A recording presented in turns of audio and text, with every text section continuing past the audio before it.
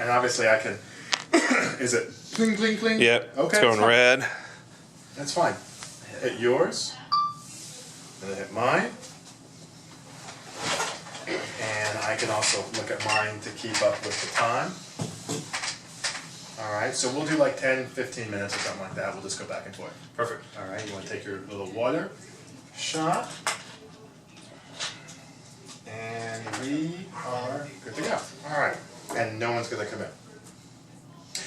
Hey guys, Brian Hilliard here, author of the best-selling book Networking Like a Pro, and today we have Jeff Plucker, who has stopped by the studio. He is the owner of Omni Business Development and also an author in his own right on the sport of selling. So Jeff, thanks so much for stopping by for us. Well, Brian, thank you for having me here. It's going to be fun when we talk about what we're going to talk about today. Awesome, awesome, awesome, awesome. You know, one of the things, and I know a lot of our listeners and viewers are talking about this, you're all about digital marketing. Correct. Right? You know, and when you hear about digital marketing, you hear about blogs, you know, you hear about websites, you hear about, you know, social media, LinkedIn, all of this stuff. Give us a little bit of a feel first, and we'll get into each one of these. I'd like to get into each one of those things, but give us a little bit of a feel in terms of overall where you see kind of this whole digital marketing going, let's say over the next 6 to 12 months. Perfect. I think, you know, in order to understand where we're heading, we also have to look a little bit at our past. Okay. And a lot of people don't realize, you know, you go from the early days of paid marketing, right? The paid ads, right? They treated it like a newspaper. You know, you paid your ad, right? You got there, right? Right. That's where we started in the early 2000s. Right. Then we started moving into what was the SEO of the world, search engine optimization. You know, in the early days, you Google search best restaurant in Atlanta, and McDonald's would pop up. Right. And of course, a long time. That's why we have all these algorithm changes, is because it's giving us the good feedback. I Google search something, I Bing search something, I need the good feedback. Right. That's how it was from say 2005 to, you know, even today, but really 2010 was the big time of that. Around 2010, 2011, we started going into content, more, you know, what is your big broad approach instead of just one thing. Right. And I think by taking those steps, we can look at where the future is heading, because there's a few things that are happening that not a lot of people know about. Okay. One, TLDs, top level domains. Okay, so we got the acronym about 1 minute into the program. That's perfect. Excuse me. So, top level domains are your .coms, right? Your .nets, .org, right? Right. Well, ICANN, or the people that kind of, you know, police and when you buy your domain names, you see that ICANN feed. Right. So they have released 2,000 new top level domains. Now, okay, so a top level domain is what exactly? .com. Okay. .net. Okay. Any of those, the dot, whatever that extension is. As opposed to dot, as opposed to, like, the .com is it, it's just a top level domain. Right. Anyone can have a .com, a .net, anything like that. Okay. You have to have that in order to have a website. Right. Okay. So we're now going to have .retail. Oh, so, yeah. Okay. I didn't know that. Yeah. Okay. We're going to have .retails. We're going to have .best buy. Right. You can have .real estate. Gotcha. You know, .insurance.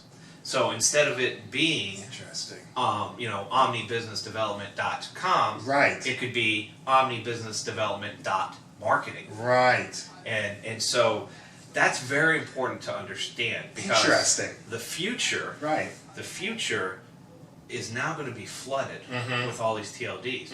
So one of the things that the search algorithms for Google and Bing and all that are going to have to start coming into play is, how do I rank Jeff Plucker's website ahead of Brian Hilliard's website, right? Or Brian Hilliard's ahead of Jeff Plucker's. That's what you meant to say. And that's what I meant to say. But now, let me throw it this way. What if Brian Hilliard had brianhilliard.com and brianhilliard.marketing and brianhilliard.speaking? Right. And then which one of those three, when you do the Google search for Brian Hilliard, is going to be number one? I don't know the answer to that. And none of us do. Okay. Because obviously it hasn't come into play yet. Right. But what we can do is we can guess. We can use our experience. Okay. And our education that we've had over the last, you know, the years of doing this. Right. And we can kind of foretell what we believe will happen. Wow. Now, understand, when these start first to hit, right? And I know there's a couple that are going to be hitting very soon, like Dot Menu is about to hit. Interesting. Yeah. So when these hit, it will be like the Wild West. Right. There's going to be your algorithm. We might go back to best restaurant, and it's going to put something like McDonald's again. Right. Right. It will take probably a year for all this to get sorted out. Right. So I guarantee you there's going to be a lot of spamming over the next year to 2 years. Okay, good. That's exactly what I want to hear. Yeah, exactly. So, more email. But here's the thing. Understand this. The search algorithms will correct everything. Okay. They will tweak it. Okay. There are usually between 200 to 250 changes to the Google search algorithm every year. Interesting. So think about that. There's 200. There's over 200 points to the algorithm. 200 things they look at. Yeah, okay. But think of it like this: is we literally change the algorithm about every 18 hours. We as in Google, I should say. Okay. Google's changing the algorithm about every 18 hours. Just think about that. Interesting. They're always tweaking that algorithm, so they're going to do the same thing and continue. Now, the future. What's really going to matter? Yeah. Number one will always be links. Okay. All right. It is today, and it will be tomorrow. Right. And the reason why are links are what tells us the popularity of a website. Right. So think of high school. Oh God, no, I don't want to think. You don't have to. Well, just for this. Okay. For 2 minutes. All right, I'll try and make it 90 seconds. Okay. Head cheerleader. Yeah. Right. Yeah. High school quarterback. Right. Most popular kids. Right. Right. Had all the kids around him. Right. That's why they were popular. Not because they were special or anything like that. Right. But because everyone wanted to be around them. It's the same thing with the website and the links pointing it. Think of each of those kids surrounding. Right. Think of the quarterback as the website. Okay. And all these kids are a link pointing to the website. Got you. That's the most popular. Then let's think of the debate team, right? The debate club. Right. And their website wasn't as powerful as the quarterbacks. Right. Because there weren't kids linking to them. There weren't kids around them. See? Okay. So links will always be number one. Okay. But link building is the most difficult thing to do when it comes to ranking and to building up a website. Right. So let's talk about the average Joe. Right. Johnny Entrepreneur. Exactly. Right. What can Johnny Entrepreneur do to actually help himself? Right. Or herself? Right. Here's the first thing. Content. Gotta have great content. Right. Right. What is great content? Yeah. This video. Okay. This is a good piece of content. Right. We can put it on a website. Okay. We can do it on an email blast. Okay. We can do it on YouTube. Okay. You can do it on a blog. Okay. You can paste it all over the place. Well, and can I stop you for a second? Ahead. Because video is something that obviously we're doing right here, but a lot of people there's this misconception that you have to have this whole studio. Oh yeah. There's this misconception that you have to be doing all of these things. Let's walk through this video a little bit here. So I record the video. So I'm a Johnny Entrepreneur, right? And I've got this cake shop or whatever, and I want to be able to have a video about, I don't know, upcoming weddings and cakes, and I don't know, I'm just talking, okay?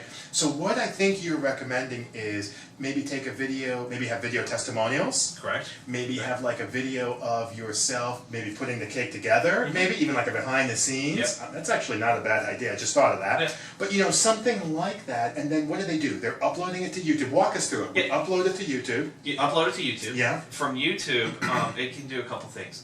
YouTube, obviously part of Google, it ranks very quickly. Right. Right. And that's the key. And that's a key. Right. So you can optimize that video for a specific keyword, and especially if it's low competition, you can rank pretty quickly. Right. As opposed to like Atlanta real estate, for example, which might be a higher competition for the keywords. Yeah, that one probably wouldn't rank. Right. If you did maybe Alpharetta, real estate, and maybe one more keyword to throw in there. Gotcha. And you can look at the search volume. You can go to Google Keyword Planner and you can put these words in and see what has competition, what doesn't. That's a good little tidbit. Google, what was that again? Google Keyword Planner. That's a good tidbit. Okay.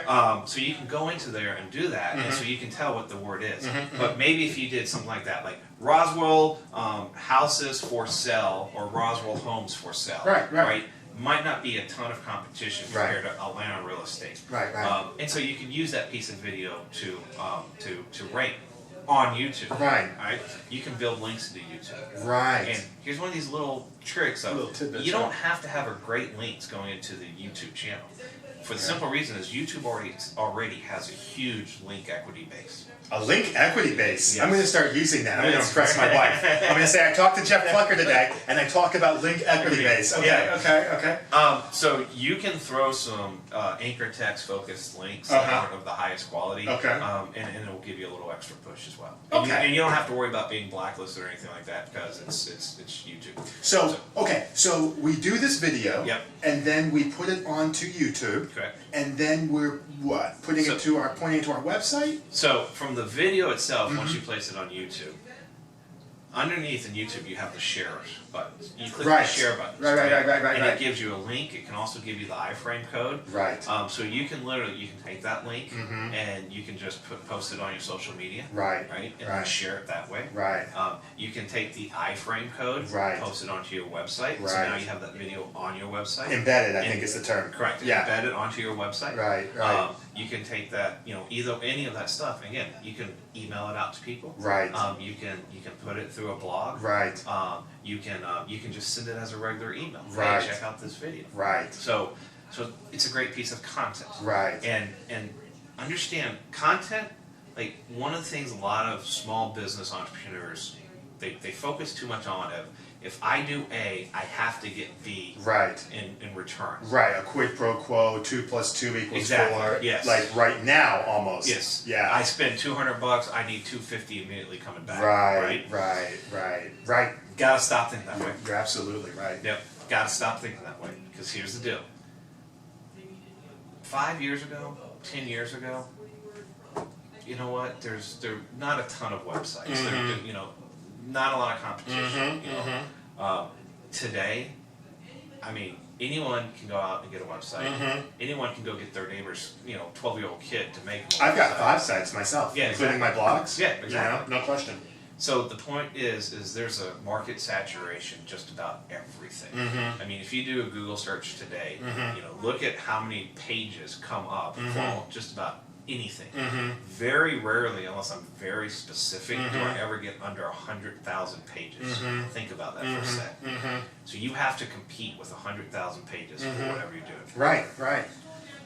So you need to understand that a successful digital marketing strategy heading into the future is almost like a shotgun blast multiple times. Interesting.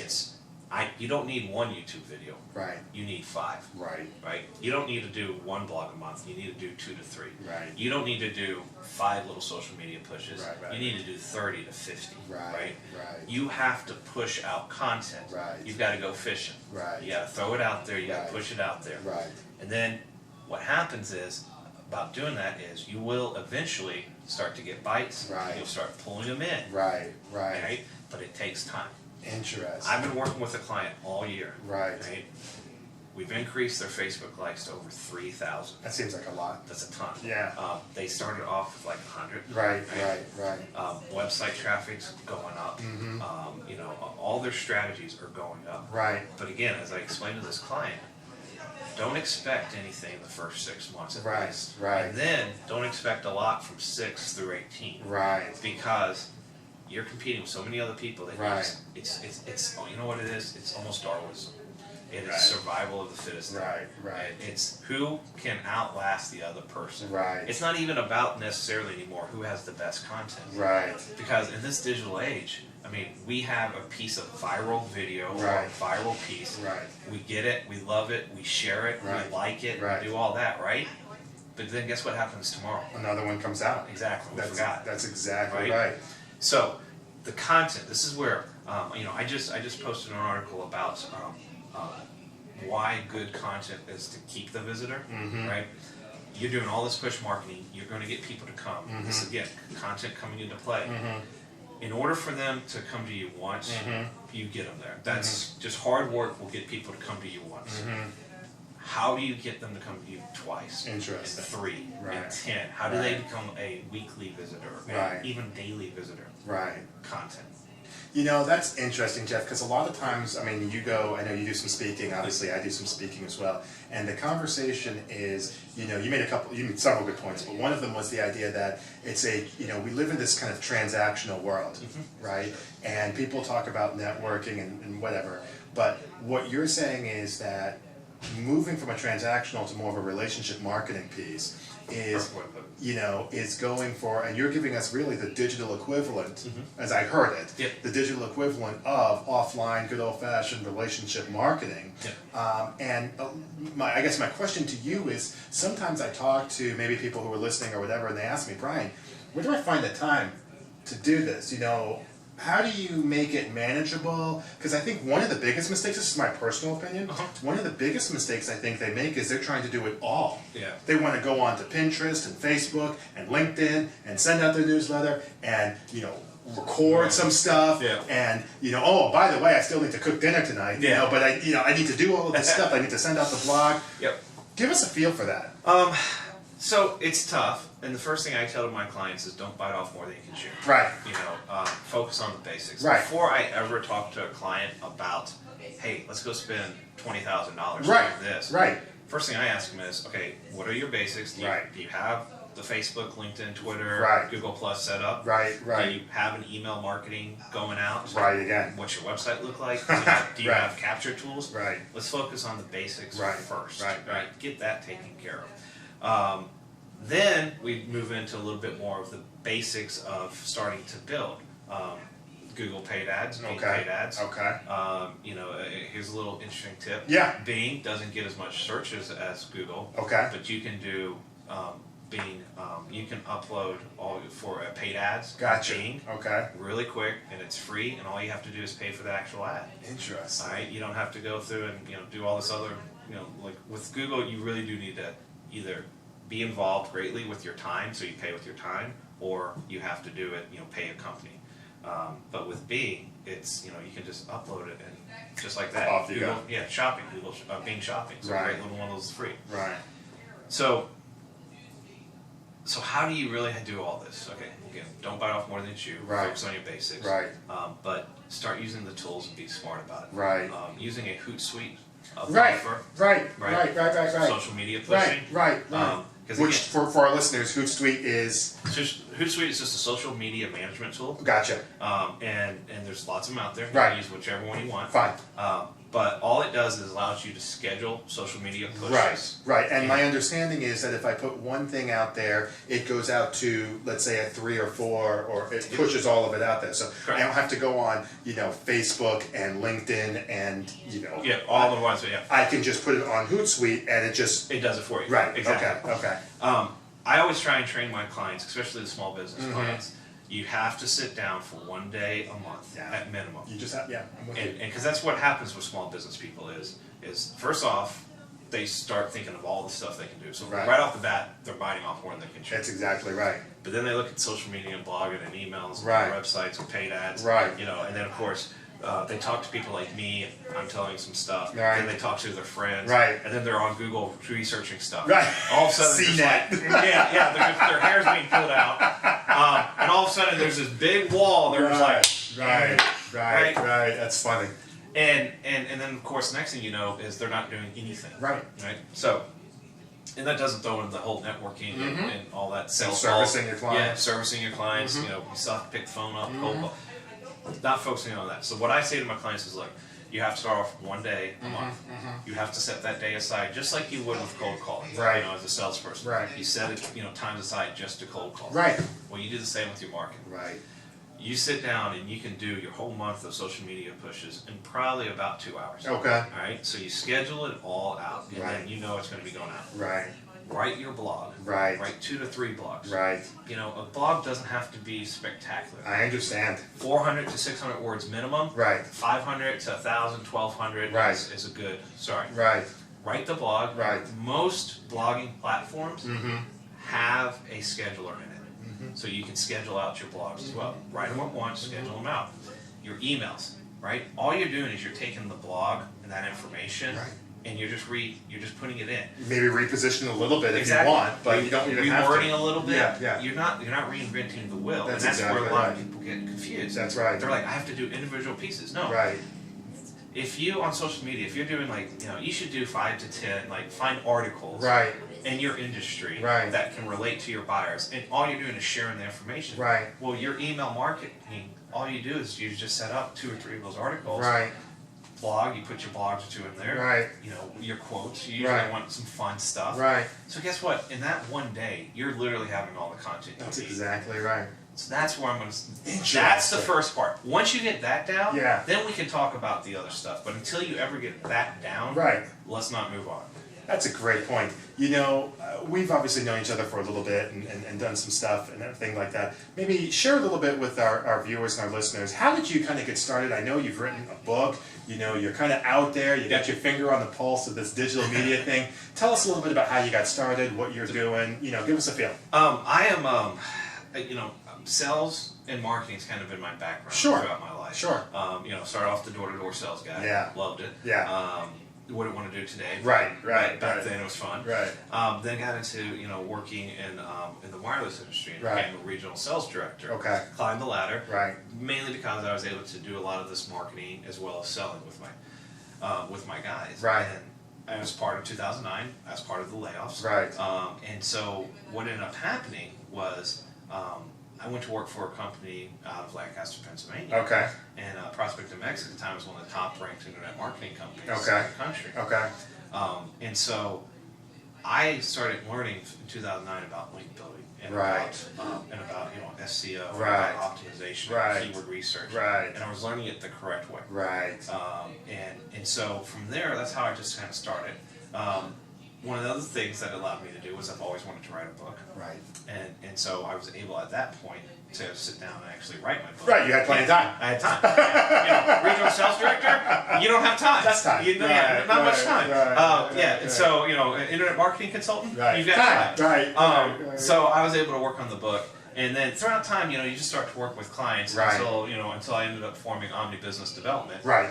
And so again we work with companies on the digital strategies to whether it's building the website for them. Okay. And the truth of the matter is most people already have all the stuff. They have a website. Yeah. They have social media. Right. They hit that wall, and now they're just kind of like, whatever. That's an awesome point. That's an awesome point. And so I just come in, I just help people overcome those obstacles and help their business grow. Well, interesting. Well, let's wind down and just kind of summarize a little bit with we originally started off with where, we were going over the next 6 to 12 months. Yeah. So give us maybe like 2 or 3 bullet points of where you see digital marketing, internet marketing. One of them was that .retail, .marketing stuff. Maybe fire off 2 or 3 more bullet points for us. All right, so to recap it, be wary of these new TLDs. Gotcha. Not only be worried, but monitor them. Gotcha. Make sure you're looking at your business, because I don't know how it's going to really affect. Right. Who knows? But we can strategize about it. Gotcha. So we can hypothesize about what's going to happen. Right.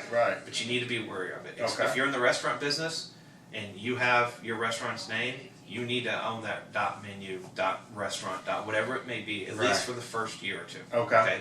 It's a small price to pay, even if you never use it. Right. But you still want to own it. Okay. Second, link building. Right. Have to link build. Okay. You will always have to link build. Okay. That will never go away. Okay. And you have to do it correctly. Gotcha. Because it's not just about throwing links in, it's Right. about throwing the correct links. Gotcha. And then finally is content. Okay. Especially for the small business person, the entrepreneur who doesn't have the money to hire a professional link building firm. Right. Who doesn't really understand how to do it themselves. Right. Doesn't have the time. Right. Or inclination. Sometimes. Sometimes. Yeah. Content. You've got to create good piece of content. Okay. Video. Okay. Text. Right. Write great articles. Right. Write great blogs. Right. Pieces of imagery. Right. So, whether it be a one sheet or whether it be a postcard even. I mean, that's a piece of content that you can use. But content is what a small business person can always control coming out of theirs. Well, that is awesome. So cool. That is awesome. Sounds like great stuff. Thanks for stopping by. Thank you. For Jeff Plucker, my name is Brian Hilliard, saying so long, take care, and thank you for your time. Okay, that was good work, Jeff. Yeah. Okay, so now we can put that as